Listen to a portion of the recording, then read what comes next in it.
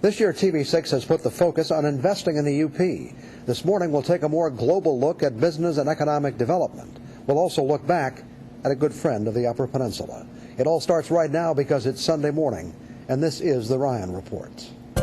The Ryan Report with Don Ryan, brought to you by Gogebic Community College,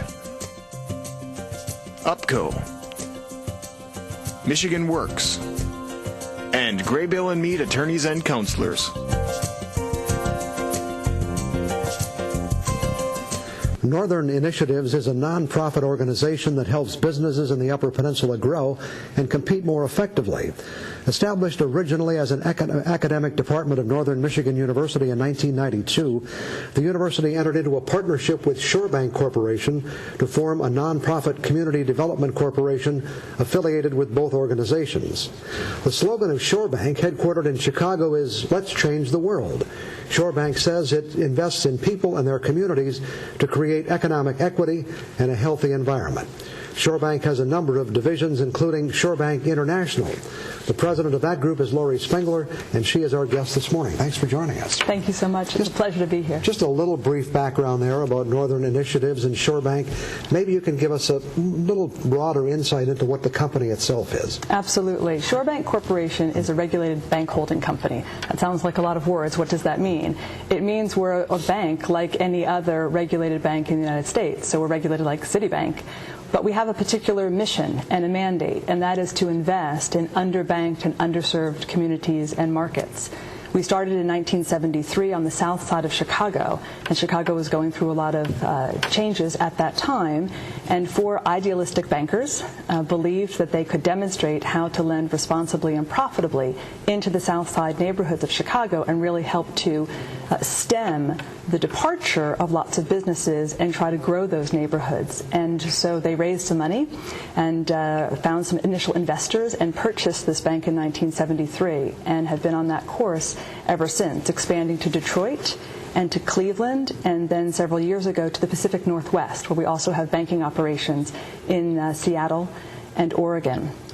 About 10 years into the history of ShoreBank domestically, a few of the original investors thought that some of the lessons learned and some of the challenges that ShoreBank was experiencing lending money into underserved markets here in the United States could have some application internationally. So in 1983, two of the founders of ShoreBank were asked to go to Bangladesh and help someone called Dr. Yunus, who recently won the Nobel Peace Prize, at the moment that he was transforming the Grameen organization into a bank. And that's how we embarked upon an international set of activities. So, do you provide the same services a normal bank provides as well, or is it strictly focused on this business and economic development area? I would say the core focus is on the business and economic development. That's kind of the filter through which we engage in our activities. But we are a commercial bank. We take deposits in the United States. We make loans, primarily small business loans and housing loans. Those would be, I think, our two areas of specialty. But we have a wide-ranging set of activities, as you would find at a commercial bank. Okay. Internationally, though, it's not ShoreBank's capital. That's right. It's a little bit different, Don. I know, too, I noted that recently U.S. News and World Report recognized the two leaders of your organization for their leadership in providing the kind of service you've just described. That has to be a nice feather in the cap. It is. We were really pleased. I'm relatively new to the ShoreBank family. I only joined at the beginning of 2006. And I have to say I've known of ShoreBank as an institution prior to my arrival for a number of years. And when you meet two of the four founders, Ron Guzwinski and Mary Houghton, the two who were recognized by the U.S. News and World Report article, they're very inspirational leaders. And it is nice to see people recognized for their commitment over several decades of work. Well, let's talk about you for a minute. I read a little bit of biographical background. I know you're an attorney. You received your law degree at Harvard, I believe. I did. Right. How did you wind up in this banking or this business consulting kind of world that you're in now? Right. I've had a few chapters, I think, as most of us have, a few chapters to our careers. So you're right, I was trained as an attorney. And I first went overseas with an international law firm at the time of the changes after the fall of the Berlin Wall. So in 1990, I moved from New York city to Brussels, but was working exclusively in Central and Eastern Europe during the time of initial privatizations in Central and Eastern Europe, which was a fascinating time, and it was really about how these economies would be transformed. And so economic development was quite central to my work there. Prior to that experience, I had been a legal aid attorney in the Boston area, and so very much had focused on affordable housing issues. But at the time that Czechoslovakia, the country that I had moved to from Brussels, split in 1993, I took that chance and I set up my own business. So I've also been an entrepreneur for about the past 15 years before I had joined ShoreBank. My father was an entrepreneur, and I kind of grew up in an entrepreneurial, one would call, household. And so the opportunity with ShoreBank that came along at the end of 2005 really gave me a chance to combine being an attorney with a certain set of transactional and analytical skills and experience with my passion for economic development and small business finance. So I was really delighted to have that chance to join ShoreBank. And I think you've lived for quite a few years now in Europe? I have. So at the time when I left New York, I first moved to Brussels for a couple of years, but working exclusively in Central Europe. And then I moved out, being based in Prague, again to focus on the Central European work.